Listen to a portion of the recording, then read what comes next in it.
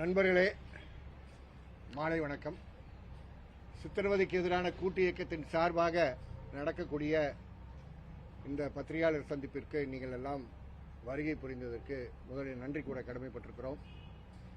திருநெல்வேலி மாவட்டத்தில் இருக்கக்கூடிய சித்திரவதைக்கு எதிரான கூட்டு இயக்கம் எடுத்திருக்கக்கூடிய நடவடிக்கைகள், அதைவிட இந்த மாவட்டத்தில் இருக்கக்கூடிய பத்திரிகையாளர்கள் வெவ்வேறு நிலைகளில் தொடர்ந்து எடுத்திருக்கக்கூடிய நடவடிக்கைகளின் விளைவாக எந்த செய்தி வெறும் செய்தியாக போயிருக்குமோ அந்த செய்தி வழக்காக மாறி யார் குற்றவாளி என்று கருதப்பட்டாரோ அந்த பல்வீர் சிங் நீதிமன்றத்தில் நிற்கக்கூடிய முதல் கட்ட வெற்றியை நாம் பார்த்திருக்கிறோம். அது தாமதம் இருக்கலாம், அதில் பல குறைகள் இருக்கலாம்.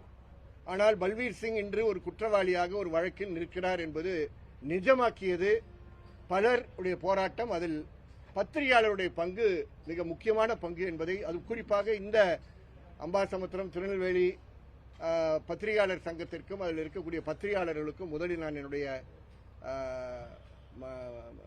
நன்றியை தெரிவிக்க கடமைப்பட்டிருக்கிறேன். நண்பர்களே, இதில் முழுமையான நீதி இன்னும் நீதியை நோக்கி இந்த செயல்பாடுகள் செல்லவில்லை என்பதை பதிவு செய்ய விரும்புகிறேன், வருத்தத்துடன் பதிவு செய்ய விரும்புகிறேன். நான் இதுவரை பத்திரிகையாளர்களிடம் பேசாமல் இருந்ததற்கு காரணம், நீதிமன்றத்தில் வழக்குகள் நிலுவையில் இருந்தது. நிலுவையில் இருக்கக்கூடிய நேரத்தில் வெளியே பேசிக் கொண்டிருக்கிறோம் என்ற ஒரு குற்றத்திற்கு நாம் ஆளாகிவிடக் கூடாது என்ற காரணத்தினால் பேசாமல் இருந்தேன். முதலில் அமுதா IAS உடைய முழு அறிக்கையை கொடுங்கள் என்று கேட்டோம். உங்கள் எல்லாருக்கும் தெரியும், அமுதா IAS உடைய நியமனம் ஏப்ரல் மாதம் 7ஆம் தேதி நடந்தது, சென்ற ஆண்டு. அவர்கள் உடனடியாக 9, 10 இந்த இரு தேதிகளில் அம்பாசமுத்திரத்தில் விசாரணை நடத்துவதற்காக வருகை புரிந்தார்கள். யார் ஆஜரானார்கள், யார் ஆஜராகவில்லை என்பதெல்லாம் பத்திரிகையாளர்களுக்கு தெரியும். 17, 18 மறுபடியும் 2 நாட்கள் வந்தாங்க. ஏப்ரல் மாதம் 17, 18 பலர் ஆஜரானார்கள். பல வழக்குகளில் பாதிக்கப்பட்டவர்கள், அது கல்லிடைக்குறிச்சி காவல் நிலையத்தில் பாதிக்கப்பட்டவர்கள், விக்ரமசிங்கபுரம் காவல் நிலையத்தில் பாதிக்கப்பட்டவர்கள், அம்பாசமுத்திரம் காவல் நிலையத்தில் பாதிக்கப்பட்ட பல வழக்குகளில் சம்பந்தப்பட்டவர்கள் எல்லாம் வருகை புரிந்தார்கள், சாட்சியம் அளித்தார்கள். நண்பர்களே, மிக முக்கியமானது, 19ஆம் தேதி அவர்களுடைய முதல் கட்ட அறிக்கையை அவர்கள் வெளிக்கொணர்ந்தார்கள். 19th of April. அந்த முதல் கட்ட அறிக்கையை பெறுவதற்கு உயர் நீதிமன்றத்தில் வழக்கு தொடர்ந்து, உயர் நீதிமன்றம் அந்த அறிக்கையை முழுமையாக, அந்த அறிக்கையையும் சேரன்மாதேவி சப் கலெக்டர் PSO 151 கீழ் நடத்திய விசாரணை அறிக்கைகள், 3 அறிக்கைகள் இருக்கு. அந்த 3 அறிக்கைகளும் கொடுங்கள் என்று சென்னை உயர்நீதிமன்றம் ஆணையிட்டது. ஆனால் எங்களுடைய கையில், நான் தான் வழக்கறிஞர், ஆனால் என்னிடம் கொடுப்பதற்கு CBCID விரும்பவில்லை, மனுதாரிடம் கொடுப்பதற்கு விரும்பவில்லை. மனுதாருடைய தாயார் அம்மா இங்க ராஜேஸ்வரி அம்மா வந்து பார்த்து இந்த அறிக்கையை கொடுத்திருக்காங்க. நீங்க அதுல பாக்குறீங்க. அது 19/4/2023 தேதிட்டு இருக்கு. இது வந்து ஒரு இன்டரிம் ரிப்போர்ட். அந்த அறிக்கையிலே கூறுகிறார்கள் இது ஒரு இன்டரிம் ரிப்போர்ட் என்று. முதல் கட்ட அறிக்கை. இந்த முதல் கட்ட அறிக்கையிலே பல அனெக்சர்ஸ் கூறியிருக்கிறார்கள், இணைப்புகள் குறிப்பிட்டிருக்கிறார்கள். இணைப்புகள்லாம் என்கிட்ட கொடுக்கப்படவில்லை. முதல் கேள்வி எனக்கு, யார் அமுதா IAS-ஐயோ யார் CBCID-யோ இந்த அறிக்கையை வெளிக்கொடுக்க கூடாது என்று தடை செய்கிறார்கள் இந்த சமூக நீதி தேடிக்கொண்டிருக்கக்கூடிய அரசு என்று எனக்கு தெரியவில்லை. யார் அவர்களை தடுக்கிறார்கள், யார் இது போன்ற பத்திரிகை கூட்டங்கள்லாம் நடக்கக்கூடாது என்று விரும்புகிறார்கள், இதெல்லாம் எனக்கு தெரியல. சோ முதலில் இந்த கூட்டத்தின் மூலமாக நாங்கள் கேட்டுக்கொள்வது, தயவு செய்து வெளிப்படையாக அமுதா IAS உடைய முழு அறிக்கையை கொடுங்கள். இது முதல் கட்ட, சென்ற ஆண்டு ஏப்ரல் மாதம் 19ஆம் தேதி தேதியிட்ட முதல் கட்ட அறிக்கை. அதற்கு பின்பு பல நிலைகளில் பல அறிக்கைகள் இருக்கும், பல அனெக்சர்ஸ் இருக்கும், பலருடைய வாக்குமூலங்கள் இருக்கும்.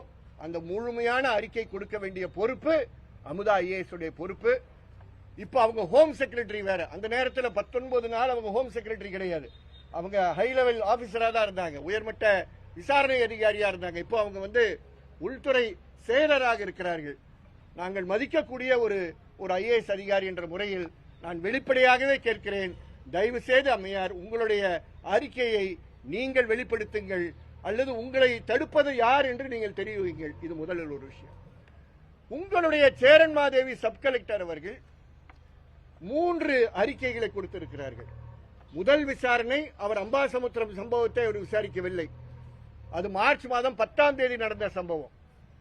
கல்லிடைக்குறிச்சியில் நடந்த சம்பவம் மார்ச் மாதம் 26ஆம் தேதி நடந்த சம்பவம் தான் முதல் என்கொயரியாக இருந்தது. அந்த என்கொயரியில் அவர் எவ்வளவு ஆழமாக அவருடைய அறிக்கை இருக்கு என்பது அமுதாவுடைய இந்த அறிக்கையில் தெரிகிறது. அப்போ உங்க சேரன்மாதேவி சப் கலெக்டருடைய 3 அறிக்கைகளையும் இன்னும் வெளிப்படையாக அறிவிக்காமல் வைத்திருக்கிறார்கள். அந்த அறிக்கையும் வெளிவந்தால்தான் இன்னைக்கு நீதிமன்றத்தில் நடந்து கொண்டிருக்கக்கூடிய விசாரணை முறையான விசாரணையா, சிபிசிஐடி போட்டிருக்கக்கூடிய வழக்கு முறையான வழக்கா, சிபிசிஐடி அமுதாவுடைய அறிக்கையை முழுமையாக படித்தார்களா இல்லையா, அதன் அடிப்படையில் அது போடப்பட்டதா இல்லையா என்ற உண்மையை நாம் பேச முடியும். அது வராமல் ஜேம் கோர்ட்ல இருக்கக்கூடிய விசாரணை இப்போ எங்களுக்கு எந்த நம்பிக்கையும் கொடுக்கக்கூடிய வழக்கறிஞர் என்ற முறையில் பேசுகிறேன், நம்பிக்கை கொடுக்கக்கூடிய ஒரு செயல் அல்ல என்பதை பதிவு செய்ய விரும்புகிறேன். அதில் ஒரே ஒரு எடுத்துக்காட்டு, அது அமுதாவுடைய அறிக்கையில், அம்மையாருடைய அறிக்கையில் அவர்கள் குறிப்பிடுவது கொஞ்சம் நல்ல கவனமாக கேளுங்க. இந்த உங்களுக்கு எல்லாம் தெரிஞ்சது. இந்த அம்மையாருடைய 2 குழந்தைகள் அருண்குமார், சந்தோஷ் இருவரும் எஸ்சி வகுப்பை சார்ந்தவர்கள் என்ற காரணத்தினால் எஸ்சி எஸ்டி நீதிமன்றத்தில் அந்த வழக்கு பதிவு செய்தது என்றெல்லாம் திருநெல்வேலியில் இருக்கக்கூடிய பத்திரிகையாளர்களுக்கு தெரியும். நான் ஒன்றும் உங்களுக்கு புதுசா சொல்ல வேண்டிய விஷயம் இல்லை. ஆனா நம்ம சிபிசிஐடி அவருடைய விசாரணையில் குற்றவாளிகளை கண்டுபிடிக்கும் போது அமுதா அவருடைய அறிக்கையில் ரெக்கமெண்டேஷன்ஸ் கொடுக்கும் போது ASP Balveer Singh, gunman Saddam, gunman Vignesh, SP CID போகா போமன், SI Murugesh, inspector Chandramohan, PC Manikandan, Vincent writer, sub inspector Mahalakshmi என்பவர்களாம் ஈடுபட்டிருக்கிறதாக அவர்கள் குறித்திருக்காங்க.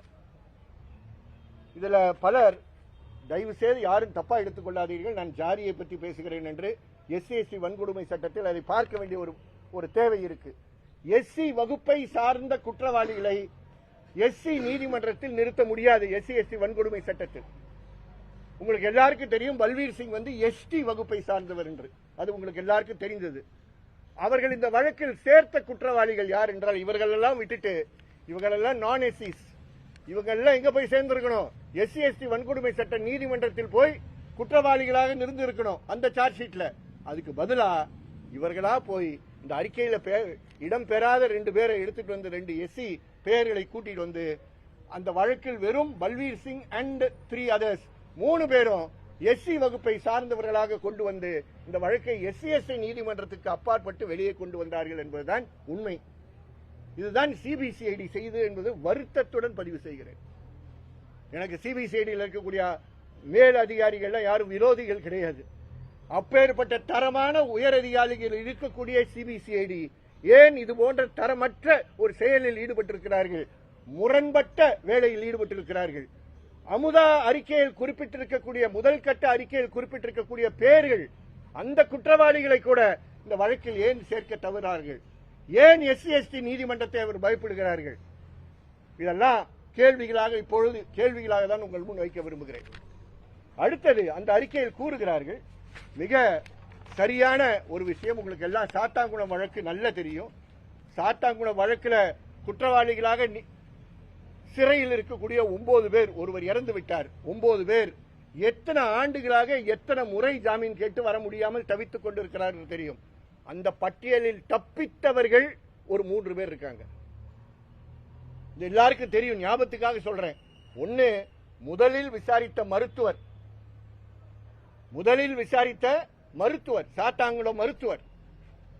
அந்த மருத்துவர் அவங்க மெடிக்கலி ஃபிட் ஃபார் ரிமாண்ட் என்று அறிக்கை கொடுக்கிறாங்க.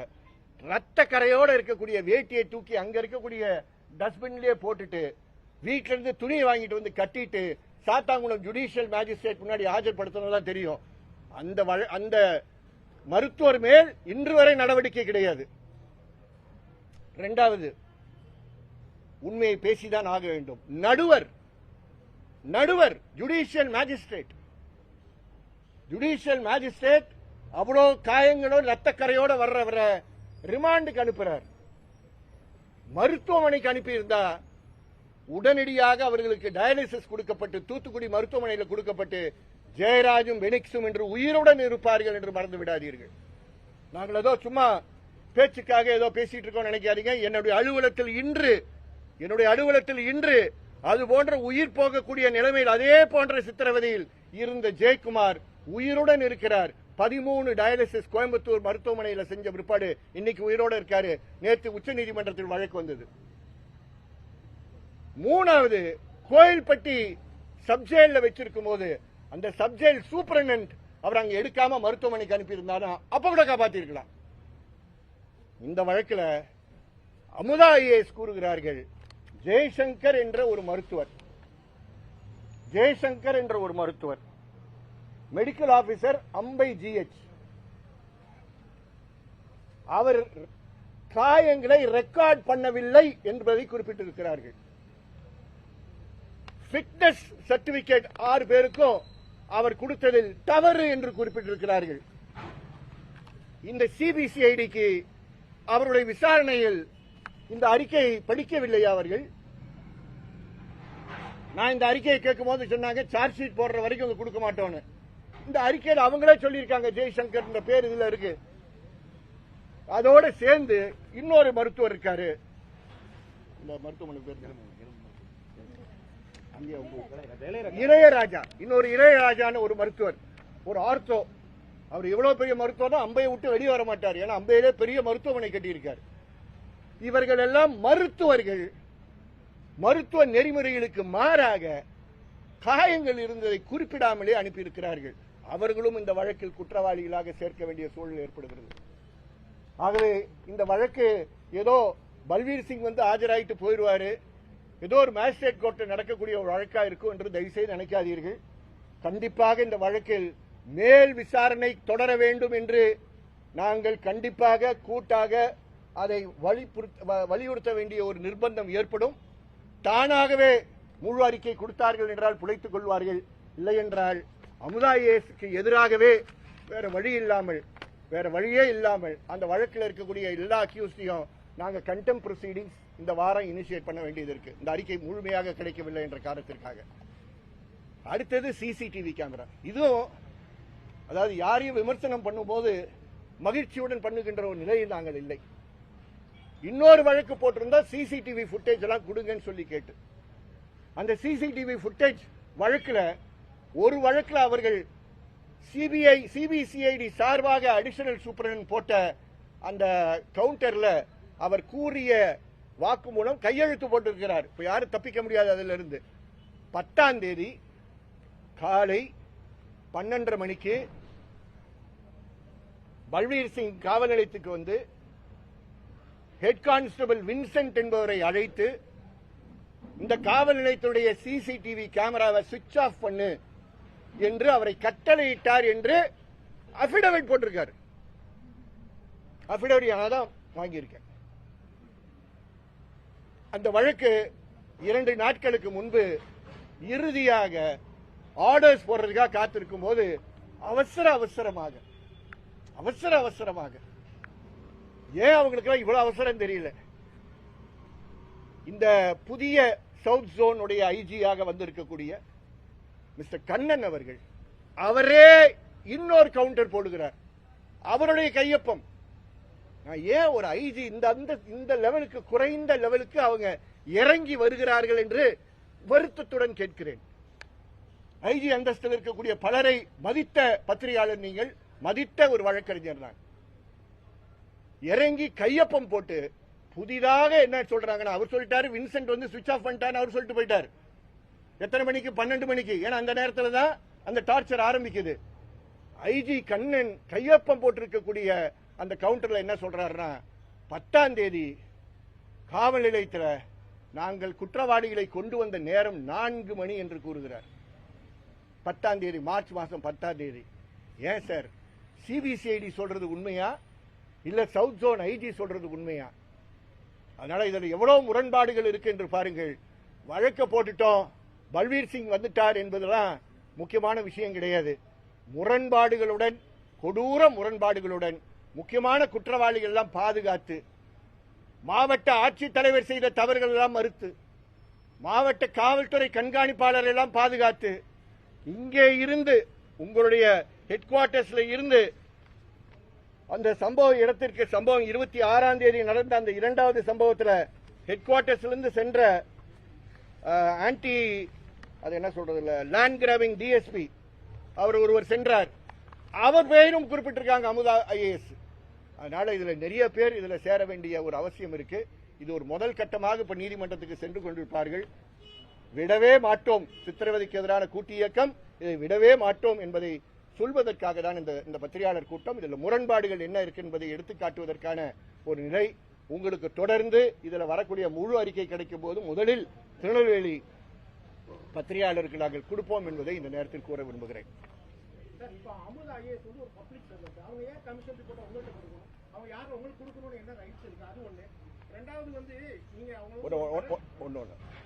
அமுதா கவர்மெண்ட் சர்வெண்ட்,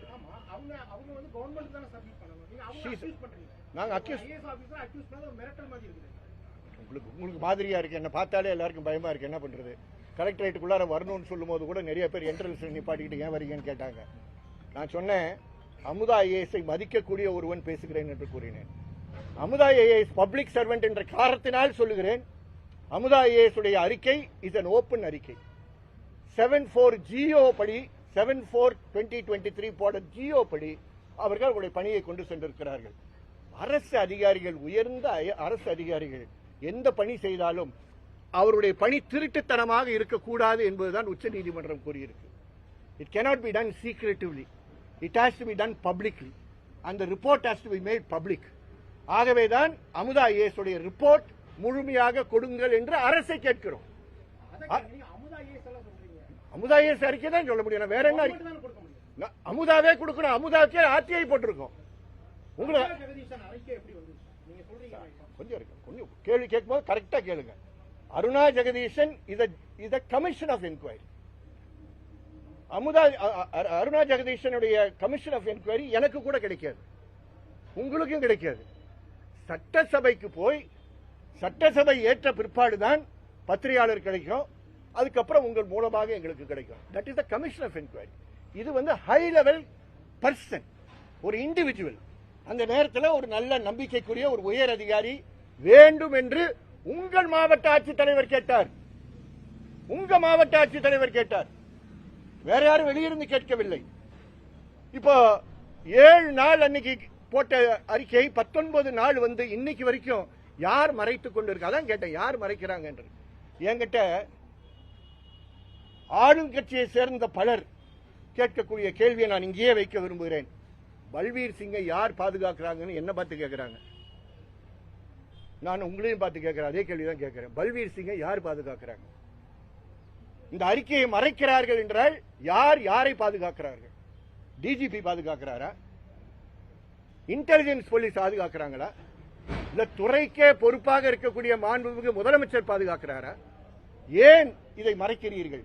இதே ஒரு சாதாரண நபருக்கு எதிராக இருக்கக்கூடிய ஒரு வழக்கா இருந்தா எத்தனை வருஷன்ஸ் வெளியே வரும்? ஒரு ஐபிஎஸ் ஆபீசரா இருக்கக்கூடிய காரணத்தினால அவரை முழுமையாக பாதுகாப்பதற்கு இவ்வளோ நடவடிக்கைகள் எடுப்பார்களா? இது தவிர இண்டிவிஜுவலா அமுதா ஐஏஎஸ்க்கு ஆர்டிஐ போட்டிருக்கோம்.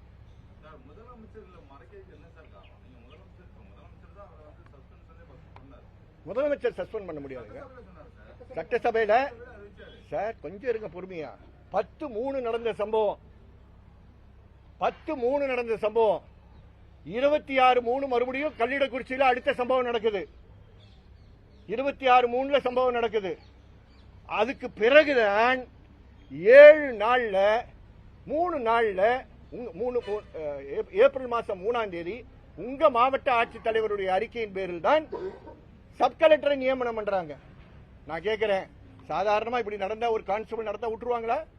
மற்ற இடத்துல பாருங்க என்னெல்லாம் நடந்திருக்குன்னு. ஏன் உங்களுக்கு வந்து ஒரு ஐபிஎஸ் ஆபீசர் மேல் நடவடிக்கை எடுக்கிறதுக்கு இவ்வளவு தயக்கங்கள்? இல்லைங்க, முடிச்சிடறேன். அவசரப்பட்ட கேள்வி கேட்டீங்க, அப்ப கொஞ்சம் பதில் காத்துருங்க. அவருக்கு வந்து நீங்க சஸ்பென்ஷன் கொடுத்துட்டீங்கல்ல, சஸ்பென்ஷன் கொடுத்த உடனே அடுத்தது என்ன செய்யணும்? டிசிப்ளினரி ஆக்ஷன் கொண்டு போகணுமா இல்லையா? 19 நாள்ல அறிக்கை வந்துருச்சு இல்லங்க, அம்மாவுடைய அறிக்கை வந்துருச்சு இல்ல, இன்டரிம் ரிப்போர்ட் வந்துருச்சு இல்ல. இந்த இன்டரிம் ரிப்போர்ட்ல இருக்கக்கூடிய விஷயங்களை வைத்துக் கொண்டு அந்த சஸ்பென்ஷன்ல இருக்கக்கூடிய அதிகாரிக்கு எதிராக டிசிப்ளினரி ஆக்ஷன் எடுக்கக்கூடிய அதிகாரி யார்? எப்படி சஸ்பென்ஷனை ரிவோக் பண்ணக்கூடிய ஒரு ஸ்டேஜ் வந்தது? நீங்க டிசிப்ளினரி ஆக்ஷன்லயே அவர் மேல ஆக்ஷன் எடுத்துக்க முடியாதா? இதே ஒரு சாதாரண கான்ஸ்டபிளா இருந்தா விட்டுருப்பீங்களா? இதே ஒரு ஹெட் கான்ஸ்டபிளா இருந்தா விட்டுருப்பீங்களா? இதே ஒரு சப் இன்ஸ்பெக்டரா இருந்தா விட்டுருப்பீங்களா? ஏன் உங்க ஐபிஎஸ் ஆபீசர்னா நீங்க சஸ்பென்ஷன் கூட ஒழுங்கா டிசிப்ளினரி என்கொயரி நடத்தாம போறீங்க? நான் வேற யார்ட்டையும் கேட்க மாட்டேன், முதலமைச்சர் தான் கேட்பேன். காரணம், துறைக்கு அவர் தான் தலைவராக இருக்கிறார்.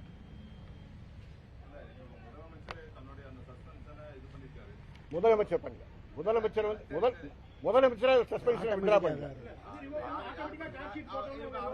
சார்ஜ் ஷீட் சார் தயவு செய்து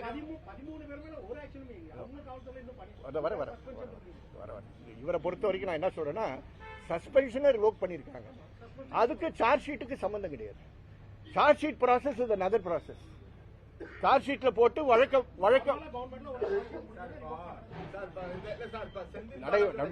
முடியாது. அதாவது ரெண்டு விஷயம் கொஞ்சம் இருக்கு சார். ஒரு ஆள் கேள்வி கேளுங்க. ஒன்னு, சார்ஜ் ஷீட் போட்ட பிற்பாடு கோர்ட்ல வர்ற முடிவு, அடுத்தது சஸ்பெண்ட் பண்ண பிற்பாடு டிசிப்ளினரி என்கொயரி. நீங்க போர்சஸ் கட்டுப்பாடுடன் இருக்க வேண்டும் என்றால், சட்டத்தின் ஆட்சி நடத்த வேண்டும் இந்த சமூக நீதி அரசு என்றால், கண்டிப்பா அந்த சஸ்பென்ஷன் இந்த ஆபீசருடைய டிசிப்ளினரி என்கொயரி முறையாக அமுதா ஐஏஎஸ் அறிக்கை இன்டரிம் ரிப்போர்ட்டின் படி நடந்திருக்கணும். அது நடக்கவில்லை என்பதுதான் எனக்கு வருத்தம். யார் அந்த டிசிப்ளினரி ஆபீசர்? அந்த டிசிப்ளினரி ப்ரொசீடிங்ஸ் நடத்தின ஆபீசர் யார் உங்களுக்கு தெரியுமா? இது என்ன ரகசியமா இருக்கணுமா? ஏன் ரகசியமா இருக்கு? இந்த மாதிரி ரகசியங்கள் தமிழகத்தில் விடுறாங்களா? நம்ம இப்போ ஒரு டிஜிபி கன்விக்ஷன்ல போயிருக்காரு, அது எப்படி ஆச்சு? அதுல வந்து இங்க கன்விக்ஷனுக்கு முன்னாடியே அவரை டிஸ்மிஸ் பண்ணலையா? உதாரணங்கள் பல உதாரணங்கள் இருக்கு. உதாரணங்கள் ஐபிஎஸ்ல பல உதாரணங்கள் இருக்கு. என்ன காரணம் காப்பாத்த என்ன காரணம்? நான் கேக்குறேன் எனக்கு தெரியாது. எனக்கு காரணம் நீங்க தான் சொல்லணும். தானாக எடுத்தேன்றதெல்லாம் போய் மார்ச் 26 இல்ல, சாரி கொஞ்சம் சப் கலெக்டருக்கு போட்டது.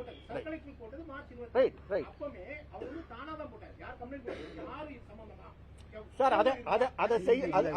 அதுக்கு செய்யறதா மாவட்ட ஆட்சித்தலைவருடைய பணி சார். அது பணி. கொஞ்சம் இருங்க மாவட்ட ஆட்சியர் செஞ்சார்ல, மாவட்ட ஆட்சித்தலைவருக்கு பல பொறுப்புகள் இருக்கு. அவர் district level oversight authority of CCTV camera. ஏன் அவர் சீஸ் பண்ணல?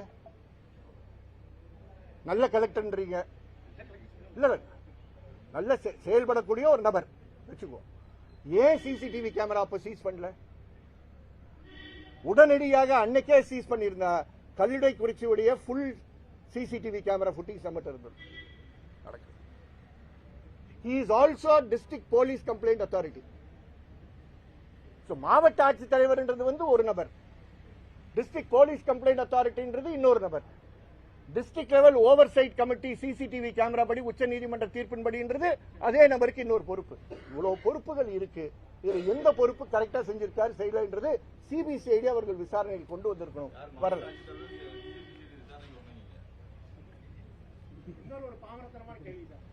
பாமரத்தனமான கேள்வியே கிடையாது.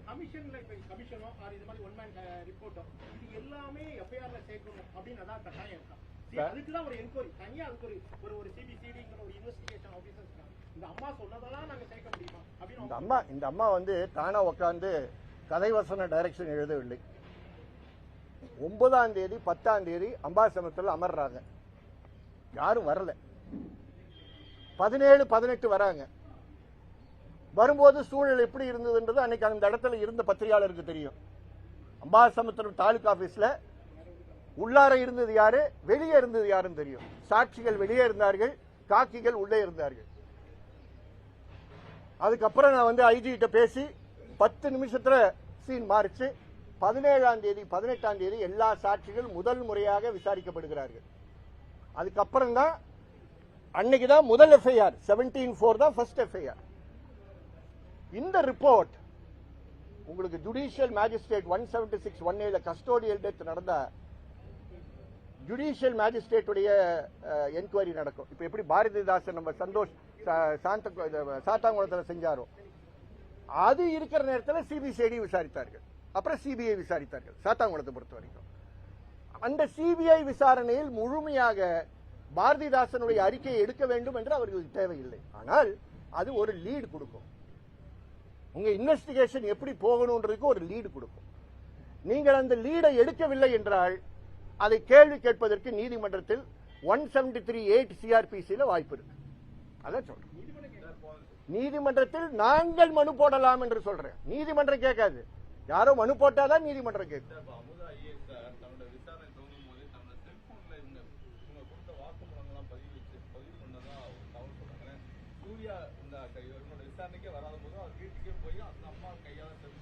சொல்றேன், இதுலயே சொல்றேன். அதான் சார் நான் கேட்கிறேன், இவ்வளவு நேரம் உங்களுக்கு புரியாம இருந்தது. அதான் இது இன்டரிம் ரிப்போர்ட், முழுமையான ரிப்போர்ட்ல நீங்க சொன்ன விஷயங்கள்லாம் இடம்பெறும். ஆனால் நீங்க சொன்ன அந்த போன் கால் இருக்குல்ல சூர்யாவோட, அது நடந்ததுன்றது இன்டர்வியூ ரிப்போர்ட்ல சொல்றாங்க. அனெக்சஸ் கொடுக்கல, எங்களுக்கு கொடுக்க ஃபுல் ரிப்போர்ட் கொடுக்கல. இப்ப நாங்க மறுபடியும் ஹைகோர்ட் தான் போவோம். அதான் சொன்னேன், நாங்க தான் போகணும், வேற வழி இல்லை. அதான் அதை அவாய்ட் பண்றதுக்கு சான்ஸ் இருக்கா, அவங்களாவது யாரோ கொடுப்பாங்களா தான் நான் கேட்கணும். அது கடைசி வரைக்கும் போயிட்டே இருப்போம். அது there's no shortcut to it.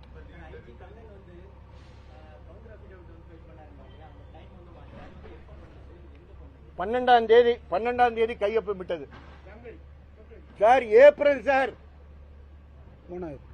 April sir, இந்த ஏப்ரல் சார், 2 நாளைக்கு முன்னாடி சார். பிப்ரவரி, சரி sorry, February last day order போடுற அன்னைக்கு ஒரு ஐஜி இப்படி பண்ணலாமா? நாங்களும் எங்க ஊர்ல ஐஜி தான் பார்த்திருக்கோம் சார். எங்க ஊர்ல இருந்த ஐஜி தான் சார் சிபிசிஐடி உடைய ஐஜியா உட்கார்ந்துருக்காரு இன்னைக்கு. எங்க ஊர்ல இருந்த இன்னொரு ஐஜி தான் சார் அடிஷனல் கமிஷனர் உட்கார்ந்துருக்காரு சென்னையில். Why does an IG have an urgency to file an affidavit on the 12th of February?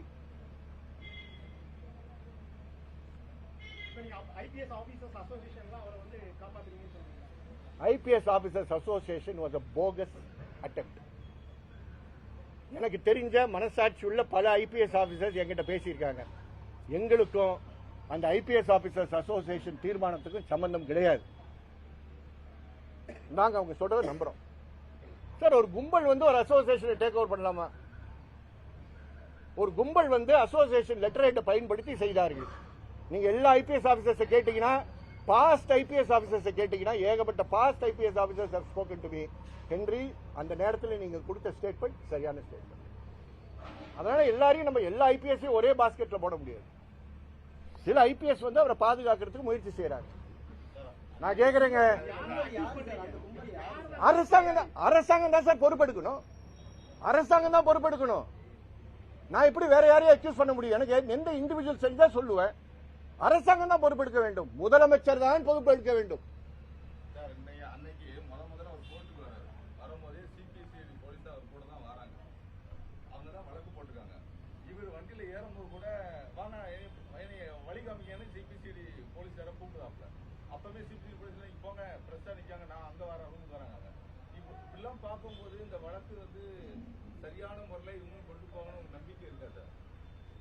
சம்பவத்தை பார்த்தது நீங்க, நான் அந்த சம்பவத்தை பார்க்கல.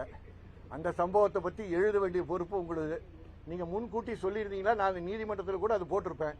இப்ப சொல்றீங்க, இப்ப எழுதிருக்கு.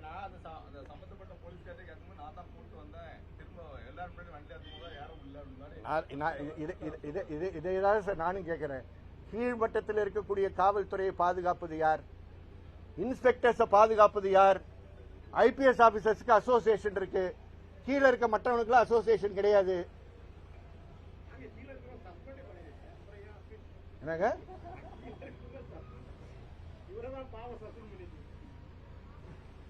வேற ஏதாவது கேள்விகள்? நான் கேள்விகளை என்ஜாய் பண்றேன், தப்பா நினைச்சுக்காதீங்க. வேற ஏதாவது கேள்விகள்?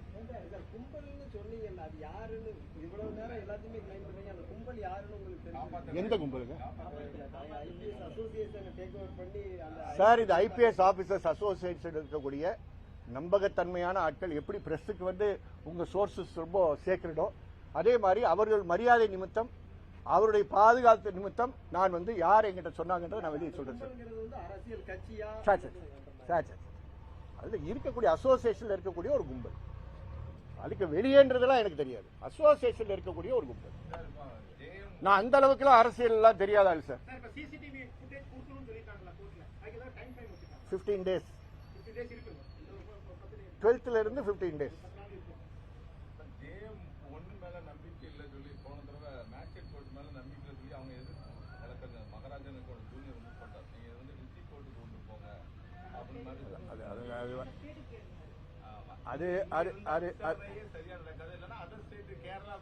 அதாவது அது எல்லாமே எல்லாம் நியாயமான, என்ன சொல்றது, எல்லாம் நியாயமான பிரேயர்ஸ். ஆனா ஃபண்டமெண்டல் சரியா இருந்தாதான் இப்ப கேரளால போய் நீங்க வழக்கு நடத்த முடியும். நான் நம்பிக்கை இல்லை சார். விசாரணையில் வந்திருக்கக்கூடிய விஷயங்கள் முழுமையாக வரவில்லை என்று கூறுகிறேன். நான் இப்ப அறகுறையா இருக்கக்கூடிய வழக்கை ஏன் நான் வந்து கேரளால போய் நடத்தணும், ஆந்திரால போய் நடத்தணும்னு சொல்லணும்? இந்த வழக்கை முழுமையாக நடத்துங்க, முழுமையான இன்வெஸ்டிகேஷன் முடிங்க. கண்டிப்பா நம்பிக்கை இல்லை சார். இது வரைக்கும் கொண்டு இருக்கக்கூடிய பேப்பர்ல வந்து நம்பிக்கை இல்லைன்னு தான் சொல்றேன். நாங்க என்ன நம்பிக்கை இருக்கு நான் சொல்றேன். நான் அடிச்சு சொன்னேன் உங்ககிட்ட. ஜுடிஷியல்ல மேட்டர் இப்பதான் போயிருக்கு. எஸ்சி எஸ்டி வன்கொடுமை சட்டத்தை தவிர்ப்பதற்காக அவருடைய அந்த வழக்கில் அருண்குமார், சந்தோஷ், ராஜேஸ்வருடைய 2 மகன்கள் இருக்கக்கூடிய அந்த வழக்கில் எஸ்சி எஸ்டி வந்துவிடும் என்ற காரணத்திற்காக நான் எஸ்சிஸ் எல்லாத்தையும் நீக்கிவிட்டு எஸ்சிஸ் மட்டும் அதுல அக்யூஸ்டா காட்டினாங்க பாருங்க. அது சிபிசிஐடி உடைய லோவஸ்ட் லெவல் ஆஃப் ஆபரேஷன். நான் சிபிஐ விட சிபிசிஐடியை போற்றக்கூடியவர். ஆனா இது வந்து கண்டிப்பாக கண்டிக்கக்கூடிய ஒரு விஷயம். அவங்க சொல்லியிருக்காங்க, மெடிக்கல் ஆபீசர்ஸ் நாங்க எக்ஸாமின் பண்ணதெல்லாம் சொல்லியிருக்காங்க, போட்டோஸ் எடுத்ததெல்லாம் சொல்லியிருக்காங்க, வாக்குமூலம்னு சொல்லியிருக்காங்க. அதெல்லாம் அனெக்சஸ் வச்சிருக்கேன்னு சொல்லியிருக்காங்க சார். அவங்களால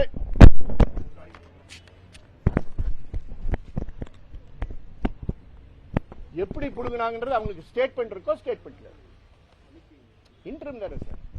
17, 18 சாட்சி சொல்றாங்க. நீங்க நினைச்சு பாருங்க, இந்த அம்மையார் நீங்க எவ்வளவு எதிர்பார்க்க முடியும்? 17ஆம் தேதி காலையில இருந்து நைட் வரைக்கும் சாட்சிகள் விசாரணை நடந்தது. 18ஆம் தேதி also she went very late in the night. 19ஆம் தேதி ரிப்போர்ட் டேட்டட். அதுக்குள்ளாரதான் இவ்வளவு வந்திருக்கு.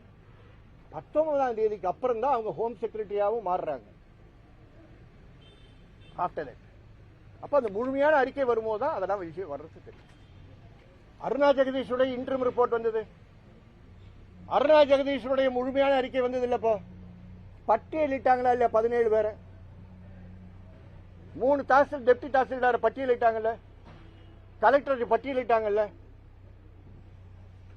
இப்ப அந்த அறிக்கை பேர்லதான் நான் தொடர்ந்த வழக்குல தான் இப்ப உயர் நீதிமன்றம் வழக்கு 21 பேருக்கும் சம்மன்ஸ் அனுப்பி 21ஆம் தேதி வருது. எந்த ஐஜி சைலேஷ்குமார் யாதவ் இருந்தாரோ அவர் நீதிமன்றத்தில் வந்து நிற்பார். உங்க டிஐஜியா இருந்தார் அந்த காலத்தில், அவர் வந்து நிற்பார். அங்க எஸ்பியா இருந்தவர் வந்து நிற்பார். எல்லாம் 21ஆம் தேதி வந்து நிற்பார். என்ன பண்றது? நீதிக்கான பயணன்றது வந்து லேஸ்பட்ட பயணம் கிடையாது.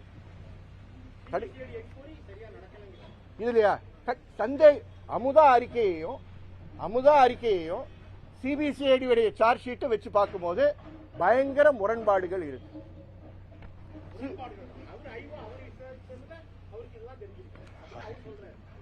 அவர் ஐயோ வந்து he has to substantiate himself. இந்த 19-4 அறிக்கை எனக்கு தெரியாதுன்னு அவர் சொல்ல முடியாது. ஏன்னா 1-5ல தான் அது அவங்களுக்கு போகுது. 19-4க்கு பின்னாடி தான் 1-5 தான் சிபிசிஐடிக்கு வழக்கு வருது. எனக்கு தெரியாது என்று அவர் சொல்ல முடியாது. இது இன்வெஸ்டிகேட்டிவ்.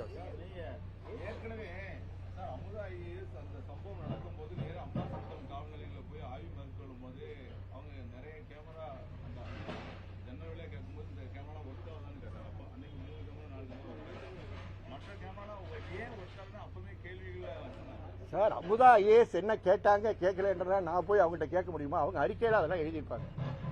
கல்லிடைக்குறிச்சியை பொறுத்த வரைக்கும் அவங்க எழுதியிருக்காங்க. நான் பேசுறேன். அம்பாசமுத்திரத்தை பத்தி அவங்க மென்ஷன் பண்ணியிருக்காங்க. ஆனா அனெக்ஷன்ஸை பார்த்தா தான் தெரியும் அவங்க என்ன சொல்லியிருக்காங்க.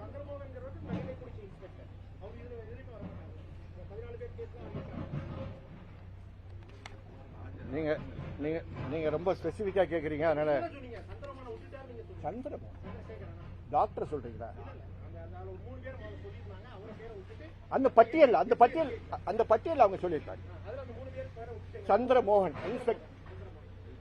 நான் என்ன சார் சந்திரமோகனை எதுல விட்டுட்டாங்கன்னு சொல்றேன்னா, இவர்களுடைய புகார் கொடுத்தாங்க பாத்தீங்களா, அந்த வழக்குல விட்டுட்டாங்கன்னு சொல்றேன். நான் சொல்ற புரியல உங்களுக்கு?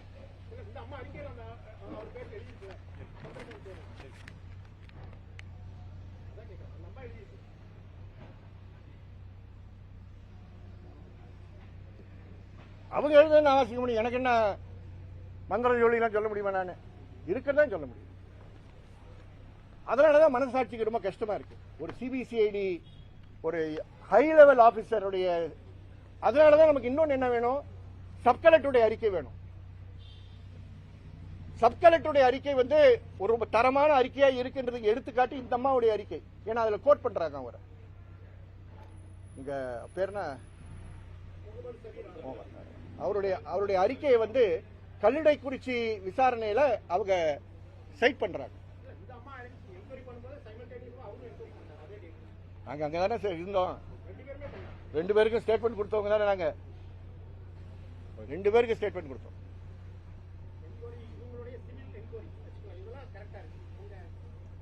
It is an inquiry on behalf of the government. எது கரெக்டா சார்? என்கொயரி ரிப்போர்ட் இவ்வளவுதானே சார் வந்திருக்கு. நான் எப்படி சரியா இருக்குன்னு சொல்ல முடியும்? எனக்கு ஃபுல் ரிப்போர்ட் வந்தாதான் அந்த ரிப்போர்ட்டை நான் புகழ்ந்து சொல்ல முடியும். நபருக்கு ஒரு ரெப்புடேஷன் இருக்கு, பாஸ்கரனுக்கு ஒரு ரெப்புடேஷன் இருக்கு. அதனால எதிர்பார்ப்பு எனக்கு அதிகமா இருக்கு. இவர் மேல எனக்கு மரியாதை இருக்கு. இவர் என்ன செய்வார் செய்ய மாட்டார் எனக்கு தெரியும். அதனால எதிர்பார்ப்பு அதிகமா இருக்கு.